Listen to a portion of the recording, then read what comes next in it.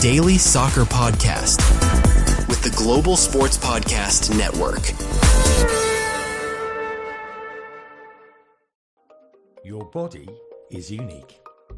And Global Sports Podcast Network has partnered with Bioniq, the world's most personalised supplements. Bioniq provide 100% tailor-made supplements designed to deliver precisely what your body needs at exactly the right levels to optimise your health. No guessing. So click the link in the show notes. Use the code GSPN2025 for 40% off your first month's subscription. Bioniq. Don't settle for off-the-shelf solutions made for just anybody. Get what's right for you right now. Hello and welcome to the Daily Liverpool podcast brought to you by the Global Sports Podcast Network. My name is Adarsh Ramchurn and it has been a long international break, hasn't it, Reds? Where do we even start? Obviously, Liverpool, before going into the international break, losing 3 games in a row to Crystal Palace, Galatasaray and Chelsea respectively. And Liverpool have the opportunity to bounce back with 3 points, hopefully, against Manchester United as Liverpool and the Reds return from international break.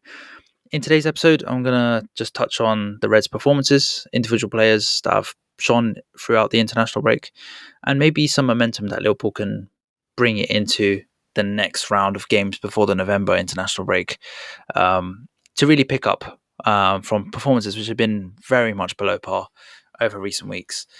But I guess his international break came at a really good time for not just the players, but for Arne Slot as well. I think you're looking at a team, managers, players that just needed some time away just to really take their mind off what's been 3 really demoralising games. Losing, 2 of those games in the Premier League to last-minute goals, which were really, really avoidable. Performances where the attack just doesn't look like it's fluid. The midfield looks disjointed. There's spaces everywhere. The defence is not cohesive. And, against Galatasaray, we looked very, very vulnerable. We're looking to put that right. But there has been some promising signs from individual players over the international break, which I'm going to touch on in today's episode. And I think definitely some signs that we can, as a fan base, really use to galvanise. And I think probably one of those players who hasn't been hitting the heights of recent weeks, probably since the start of the season, is Mohamed Salah. And if there's not going to be more motivating factors than getting your country to another World Cup. Yes, Egypt qualified for the 2026 World Cup. Salah spearheading as captain, getting a goal in a crucial game as well in the qualifiers. So, that's going to be a motivating factor for Salah. Hopefully we see his performance pick up. He's that spearhead. He is the Egyptian king, as we all know and love him by. But hopefully this can be the sign of better performances to come. It's hard because, Salah is getting to, I don't want to say he's getting to the peak, the end of his peak, but he's been performing at such a high level for so long. And there was ultimately always going to be a slight drop off in performance. I still believe he's going to get back to those levels. I still think he can get upwards of 20, 30 goals for us this season. But we haven't seen the player that's getting involved, taking on shots, beating his man, looking like he's going to score in a game, regardless of if he's not having the best game. So, that's something I'm quite optimistic about. And I think, his favourite opponent comes up against his favourite opponent on the weekend with Manchester United. That's the game. I think if Liverpool are going to bounce back, it's going to be a win against our rivals, and it's going to be something that's going to propel us over the next few games and weeks to come. But Salah's going to be really important, and with him getting Egypt over the line in qualifying for the World Cup, I think that's going to be hopefully a motivating factor for him, because he's someone that he needs that target, that goal, that adrenaline to really get his performances going, and hopefully that can be one of those aspects. Other players to touch on in terms of international break and players that have done really well, not so much have transferred that into their Liverpool form, but Cody Gakpo, in the international, getting a couple of goals for the Netherlands as they've strengthened their position for qualifying for the World Cup. He looks a complete different player when he puts on that orange jersey for Holland. But I just hope we get to see Gakpo perform a bit more like that, take a few more shots, being less predictable. It has been difficult, I think, for him. I think one of the aspects that we've kind of mentioned a lot on the podcast is the fact that he has had that left wing position nailed on. But if he can get a bit of rotation, a bit of competition from the likes of Verts, maybe Engel Moher as well, Ekatike potentially, we've already spoken about playing on that left hand side, I think you're going to see a better Cody Gakpo. But it just works for him at Holland. He is kind of like the main man when it comes to goals and assists and being the talisman for the Dutch team. But can he bring that to Liverpool? And I think as Liverpool fans, we know he's got the potential. He's got goals. He's performed actually throughout the majority of his Liverpool career at a really, really high level.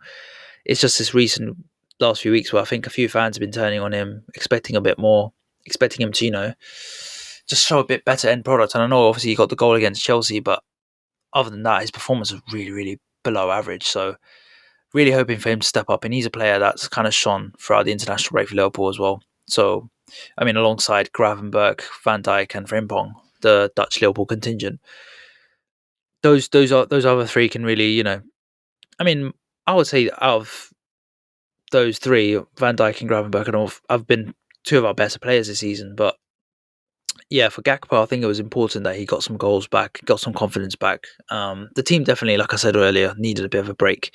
So great to see him and the other Dutch lads perform really, really well.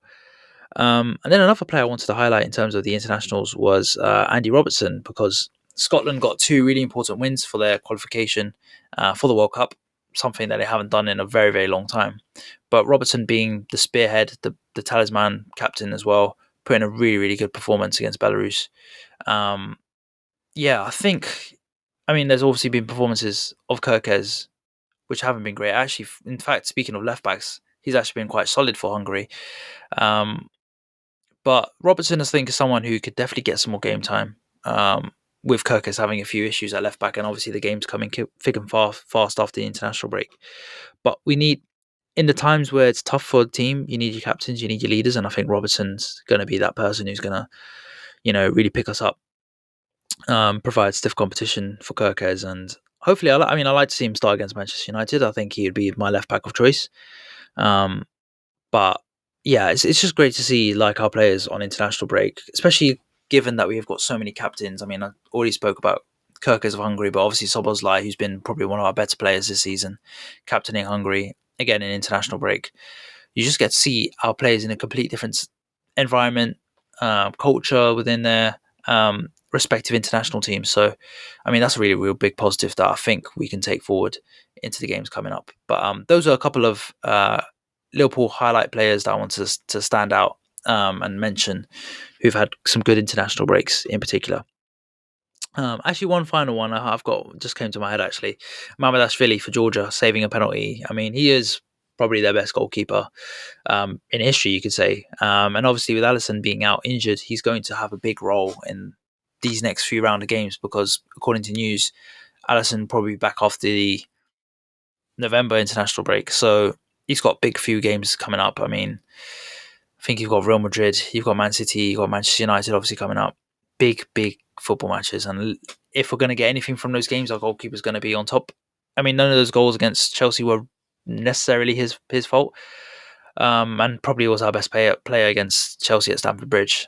So, yeah, look, I feel like we've got a really good number two, and we're going to see how good he is over these next few games. But yeah, just refreshing actually to be off international break. And actually, didn't mention this when I first started the podcast today, but in fact, I've actually been away for the last few weeks, and I pretty much missed watching Liverpool's last three defeats purely because of my sister getting married. Been on brother duty, and haven't had a chance to really watch the games, which actually for me is kind of like a blessing. I've not had to sit through these painful, devastating defeats recently, but hopefully, guys, I'm back. I'm watching the games now. I've had my week off, and yeah, we're going to be back to winning ways. Trust me. Here, that's my guarantee to you guys. Actually, I don't know if I can guarantee that, but I'm sure we'll get back to winning ways against Manchester United. I'm quite confident.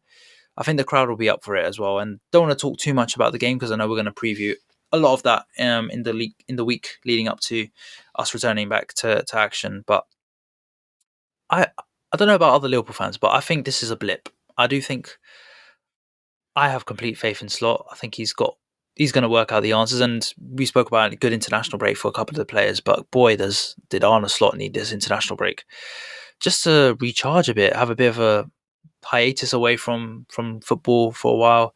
And obviously, our last game being October the 4th, we play Manchester United on October the 19th, I believe. So a good 15 days away from, match day action. And I think it's a good opportunity for Liverpool to really put together nailed on starting 11. That's going to,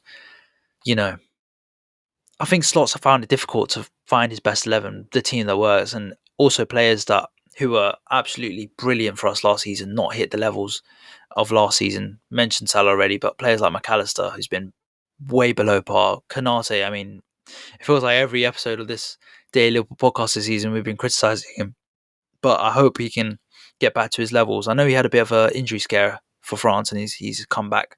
But maybe this is an opportunity for Joe Gomez to really show what he's capable of in a Liverpool, not in a Liverpool shirt actually, because we know what he's capable of, but just a run of games where he can play and get that centre-back partnership with Van Dijk ticking again. And I think the right-back slot's an important one. Can we have a first-choice right-back? Because if you keep changing right-backs and you keep changing left-backs in the season, it's gonna have an effect. And I think Bradley struggled in recent weeks. We've not seen the Conor Bradley of last season, the Conor Bradley that first burst onto the scene in a Liverpool shirt. I would give Frimpong a couple of games, and I think he's probably back to somewhat of his full match fitness. Give him a couple of runner games. I think he would be my starting right back, and give Bradley. Bradley's been involved for Northern Ireland for both international games as well. Not sure if I could say the same about Frimpong, not because I haven't watched the Netherlands in much detail, but I would start Frimpong as well. I think he deserves a couple of games. Just getting some consistency in the starting 11. I think that's what Arne Slot's got to be doing over the next few days leading up to Manchester United at home. And then the attack. I mean, I think Isak should be somewhere back to the level that we expect. To be fair, he has been playing quite well and obviously not been getting the goals, but I mean, got the assist against Chelsea, goal against Southampton, showed glimpses against Galatasaray, against Crystal Palace as well. But give him a run of games. He needs that run of games. And I think we are going to start to see him, banging in the goals for Liverpool. It's only a matter of time. Salah needs to be clicking. Wirtz needs to be clicking, which we'll come to Wirtz in a second. But if you get Alexander Isak starting games and firing, and Ekitike back to that form just before we got that red card, that hilarious red card, we could win by no way stretch the imagination out of anything. It's so early in the season.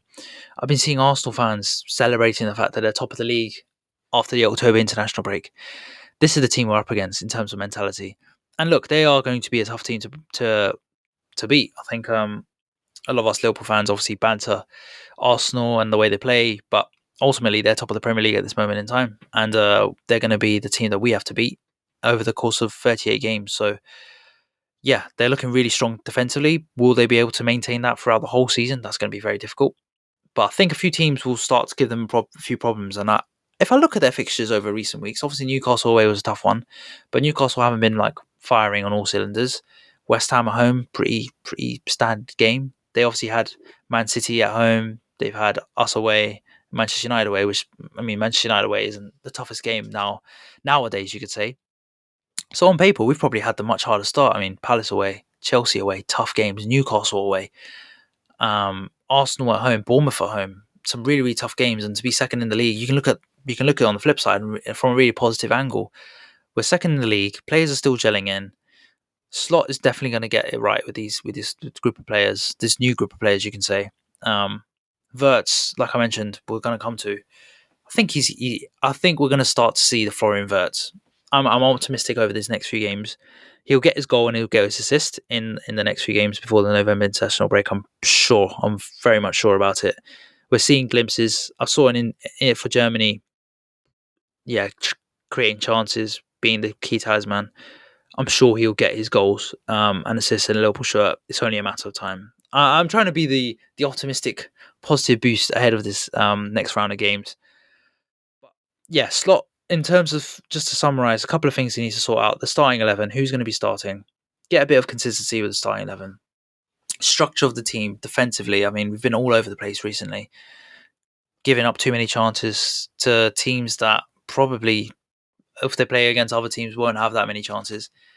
So how do we rectify that? I mean, structure, shape, midfield balance, defensive balance, I think is going to be key decisions that Slot makes. I think as well, I already mentioned the fullbacks, but with Salah, being just not on it. And obviously we know that he gives so much going forward when he's on his game, but when he's not on his game, defensively is a liability at times. How can Slot get that Salah back from last season, but build the team around to make sure that, everyone's pulling in their way? And I think Isak and Ekitike could be an interesting balance of getting them three with Salah into the team, which is what I'd like to see, actually. I'd like to see them with Szoboszlai, Wirtz and Gravenberch being the sort of team that we line up, and maybe McAllister dropping out a bit. But yeah, it's going to be a hard equation for Slot to solve. But if anyone can solve it, Arne Slot can. So yeah, those are my thoughts coming into the next round of games after the international break. But I'm looking forward to seeing the Reds back in action. I know it's not been easy for us Reds. Difficult last 3 games, but we're back at Anfield. That should be a motivating factor.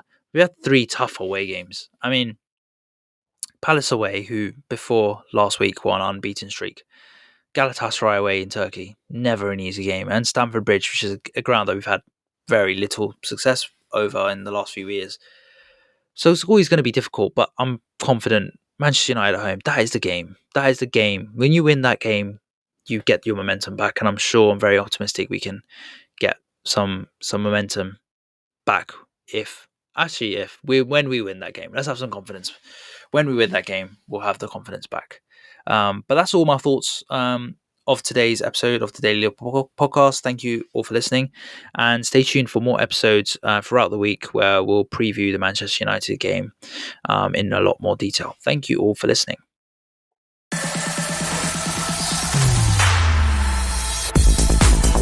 Your daily soccer podcast with the Global Sports Podcast Network.